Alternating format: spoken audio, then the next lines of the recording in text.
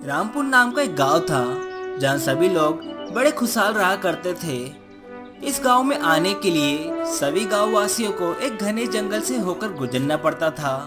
उस जंगल को लोग वर्षों से राक्षस वन नाम से जानते थे। वो जंगल काफी घना होने के बावजूद भी उस जंगल में कोई जंगली जानवर ने आज तक इंसानों पर हमला नहीं किया। लोग बड़े आराम से उस जंगल से आए जाया करते थे। लेकिन ये जंगल जो दिन में इतना शांत हुआ करता था, वही रात में लोग इस जंगल से गुजरने से डरते थे। कुछ लोगों का कहना था कि उन्होंने इस जंगल में रात को चुड़ैल को देखा है और वो यहाँ से जाने वाले लोगों का खून पी जाती है। उसी दिन से सभी गांव वालों ने और आसपास के गांव के लोगों ने ये तय कर लिया था कि कोई भी सूर्यास्त के बाद इस जंगल से नहीं गुजरेगा। और इस तरह गांव वालों के साथ कोई भी बुरी घटना होने से बच जाती थी। फिर भी कभी कभी कुछ गांव वालों को अपनी जरूरत की चीजें लेने के लिए गांव के पास वाले शहर में जाना पड़ता था और वापस लौटते लौटते अगर देर हो जाती तो बहुत दिनों बाद लगता है आज कोई शिकार आ रहा है। आज तो ताजा और गर्म खून पीने को मिलेगा। अरे कोई नहीं है रामू, डर मत, ये सिर्फ तेरा वहम है। नहीं नहीं नहीं, सही कह रहा है तू। अब तू इस दुनिया में नहीं नहीं नहीं नहीं, मुझे माफ कर दो चुड़ैल जी। अरे ओ सुंदर इंसान, माफ नहीं, आज तो तुझे साफ करना है। इसी गांव में एक रामू नाम का भोला भाला इंसान रहता है। जैसा उसका नाम वैसा ही वह भोला भाला। वह इतना भोला था कि हर कोई उसे दबाने की कोशिश करता था। यहाँ तक कि उसकी शादी के बाद उसकी बीवी ने भी उसे दबाना शुरू कर दिया। अगर काम से लौटकर कभी रामू ने खाना मांग लिया तो उसकी बीवी शुरू हो जाती थी। लीला, ले जल्दी से खाना लगा दे, बहुत तेज भूख लगी है। कम बखत घर में अनाज भर के गए थे क्या? अरे अभी तो राशन लाया था ना। हाँ हाँ, अभी नहीं, 6 दिन पहले लाए थे और कब लाए थे सब खत्म हो गया। अरे लेकिन खाओ क्या, इतनी मेहनत करके आता हूँ।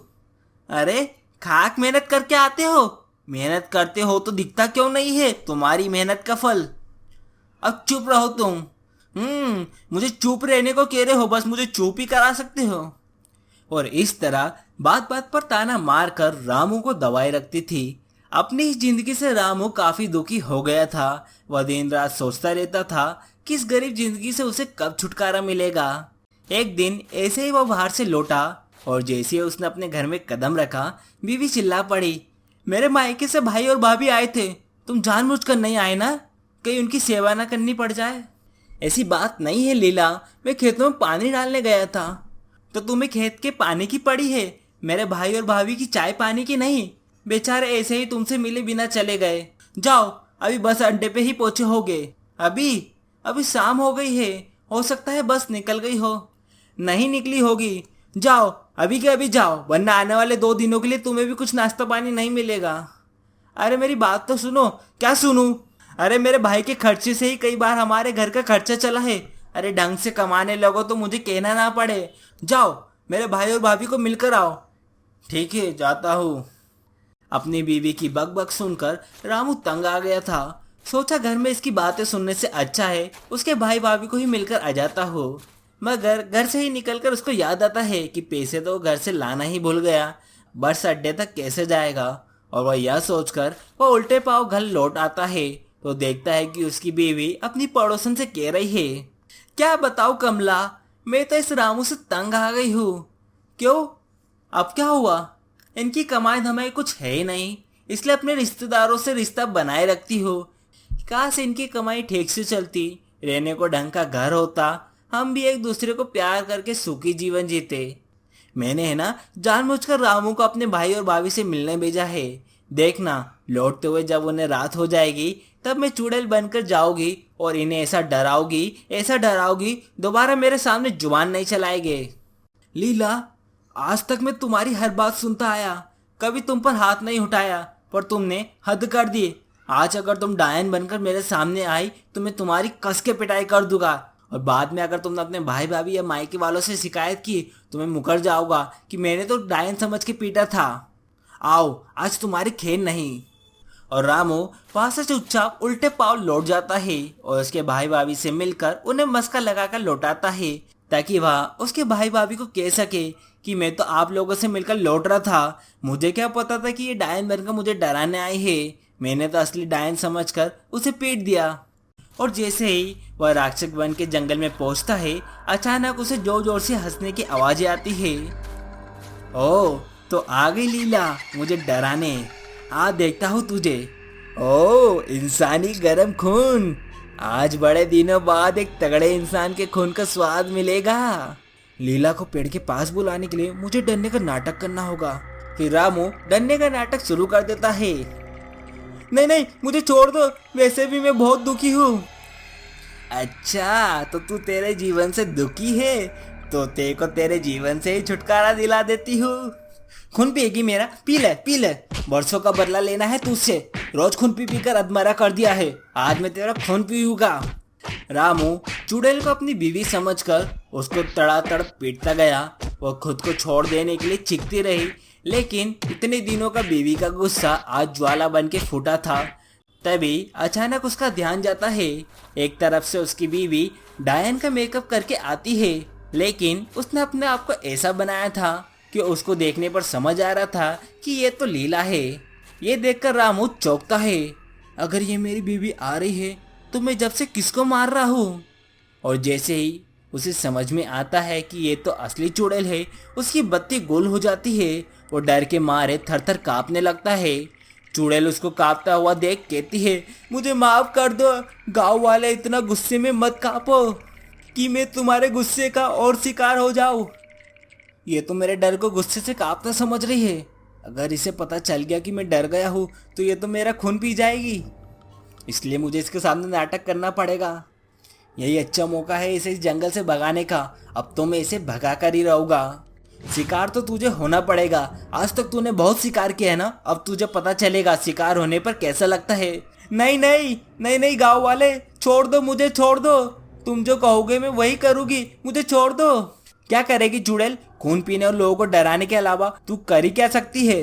मैं कुछ भी कर सकती हूँ तुम्हारे लिए, धन दौलत घर बार रुपए पैसे में सब कुछ दे सकती हूँ तुम्हें। ये सुनते ही रामू को लगा, जब वो रोज भगवान से मांगता था कि मेरी गरीबी दूर करके मुझे सुखी कर दो, लगता है भगवान ने मुझे मौका दे ही दिया।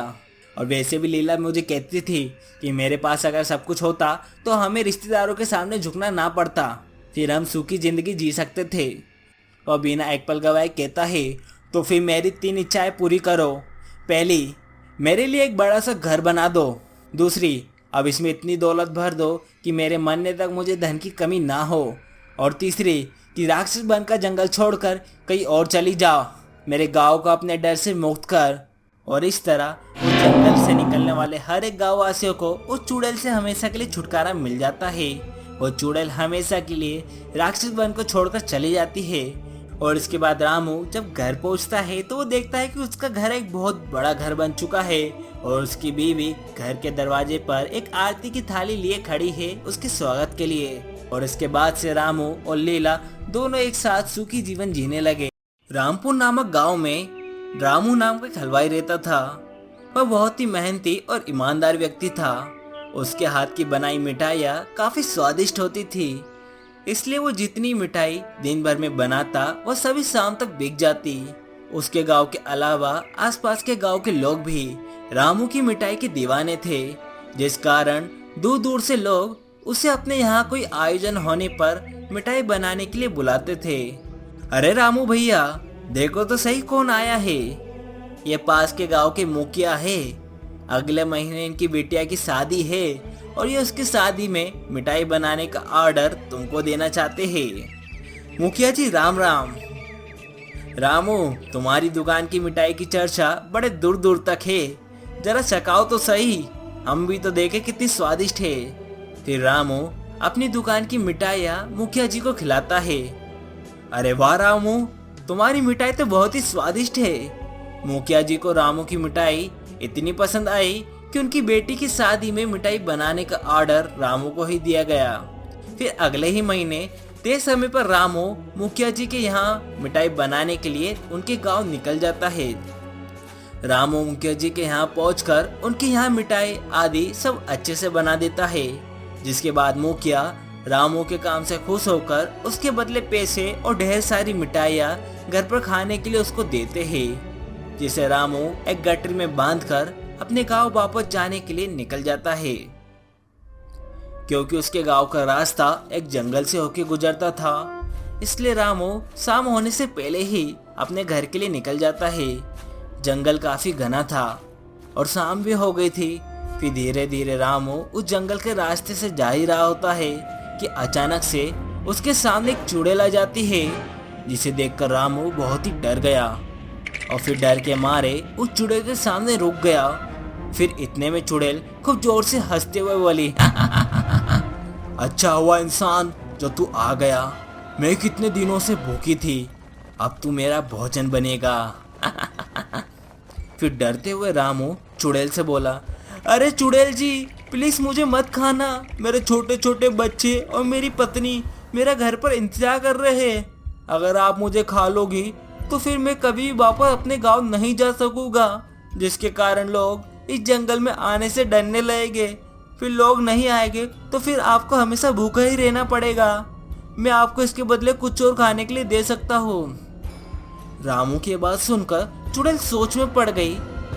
फिर इंसान तू और क्या दे सकता है मुझे खाने में जिससे मेरी भूख मिट जाए? तो फिर रामू ने चुड़ैल से कहा, मेरे पास गठरी में ढेर सारी स्वादिष्ट मिठाइयाँ हैं, अगर तुम उसको खाओगी तो निश्चित ही तुम्हारी भूख मिट जाएगी। तो रामू की बात सुनकर चुड़ैल बोली, ठीक है, जल्दी से वो मिठाई मुझे दो। इसके बाद रामू ने अपनी गठरी खोलकर वह सारी मिठाइयाँ उस भूखी चुड़ैल को दे दी। फिर उन स्वादिष्ट मिठाइयों को खाकर चुड़ैल बोली, तुम्हारी मिठाइयाँ बहुत ही स्वादिष्ट है, मुझे बहुत ही अच्छी लगी, इसलिए मैं तुम्हारी जान को छोड़ती हूँ, लेकिन एक शर्त पर ही मैं तुम्हें यहाँ से जाने दूंगी। चुड़ैल की बात सुनकर रामू और डर गया। उसने कप कपाते हुए चुड़ैल से पूछा, चुड़ैल जी मुझे आपकी हर शर्त मंजूर है। तो चुड़ैल ने कहा, तुम्हें फिर से इन मिठाइयों को मुझे आगे भी खिलाना पड़ेगा। तो रामू बोला, मैं बहुत ही गरीब हूँ, इसको बनाने के लिए ढेर सारे पैसे चाहिए होते हैं और मैं इतना गरीब हूँ तो इतने सारे पैसे कहाँ से लाऊंगा। रामू की बात सुनकर चुड़ैल बोली, रुको, मैं तुम्हें सोने के सिक्के देती हूँ, तुम उन्हें बेचकर इन पैसों से मिठाइयों का सामान खरीदकर मिठाई बना लेना। इसके बाद वह चुड़ैल अपने पेड़ पर चढ़ती है और ढेर सारे सोने के सिक्के लेकर आ गई, जिसे देखकर रामू दंग रह गया और फिर उस चुड़ैल से मिठाई लाने का वादा करके अपने घर वापस चला गया। इस तरह रामू ने अपने दिमाग से अपनी जान बचा ली और ये सारी बातें रामू घर आकर अपनी पत्नी को बताता है, जिसके बाद उसकी समझदार पत्नी ने उसे जंगल में दोबारा जाने के लिए मना कर दिया। इस तरह उन मिले हुए सोने के सिक्के को बेचकर वह दोनों अपना खुशहाल जीवन जीने लगे। लेकिन वहीं दूसरी तरफ रामू जब उसकी पत्नी को ये बातें बता ही रहा होता है कि तभी घर के बाहर खड़ा हुआ दूध वाला उनकी सारी बातें सुन लेता है और फिर वह दूध वाला सोने के सिक्के और चुड़ैल वाली बात घर जाकर अपनी पत्नी को बताता है। उस दूध वाले की पत्नी बहुत ही लालची स्वभाव की थी और सोने के सिक्के की बात सुन के उसके मन में लालच आ जाता है और वो अपने पति को बोलती है, आप भी उस जंगल में मिठाई लेकर जाना और चुड़ैल से उसके बदले सोने के सिक्के लेकर आना। फिर डरते डरते वह दूध वाला उस जंगल में जाने को तैयार हो गया। फिर अगले दिन वह दूध वाला ढेर सारी मिठाई लेकर उस जंगल में पहुंच गया, जहां उसकी मुलाकात उस चुड़ैल से हो गई और ठीक मिठाई वाले की तरह ही उसने भी अपनी जान के बदले चुड़ैल को मिठाइयाँ दे दी और चुड़ैल ने भी मिठाई वाले की तरह ही उसको मिठाई बनाने के लिए पेड़ पर चढ़कर सोने के सिक्के दिए और उसके सामने भी वही शर्त रखी। फिर सोने के सिक्के को पाकर दूध वाला काफी खुश हो गया। दूध वाला खुशी खुशी अपने घर पहुंचता है और उस सोने के सिक्के को देखकर उसकी पत्नी को और लालच आता है और वो फिर से अपने पति को जंगल में जाने के लिए बोलती है। लेकिन इस बार लालच के कारण चुड़ैल जिस पेड़ पर चढ़कर सोने के सिक्के देती थी वो उस पेड़ को ही काटकर सारे के सारे सोने के सिक्के एक ही बार में लाने के लिए उसको बोलती है। दूध वाले ने ठीक वैसा ही किया जैसा उसकी पत्नी ने बोला था, लेकिन पेड़ को काटते हुआ देख चुड़ैल को बहुत गुस्सा आ गया और फिर उसने दूध वाले का गला पकड़कर उसको हवा में उठा लिया और वहीं उसको मार दिया। इस प्रकार उस दूध वाले को अपनी लालची पत्नी के चलते अपनी जान को गंवाना पड़ी। कहानी से शिक्षा। इस कहानी से हमें यह शिक्षा मिलती है कि यदि विपत्ति के समय भी धैर्य से काम लिया जाए तो मुसीबत टल जाती है। और कभी भी जानबूझकर मुसीबत मोल नहीं लेना चाहिए और कभी भी लालच नहीं करना चाहिए, वरना इन सभी की बहुत भारी कीमत चुकाना पड़ती है।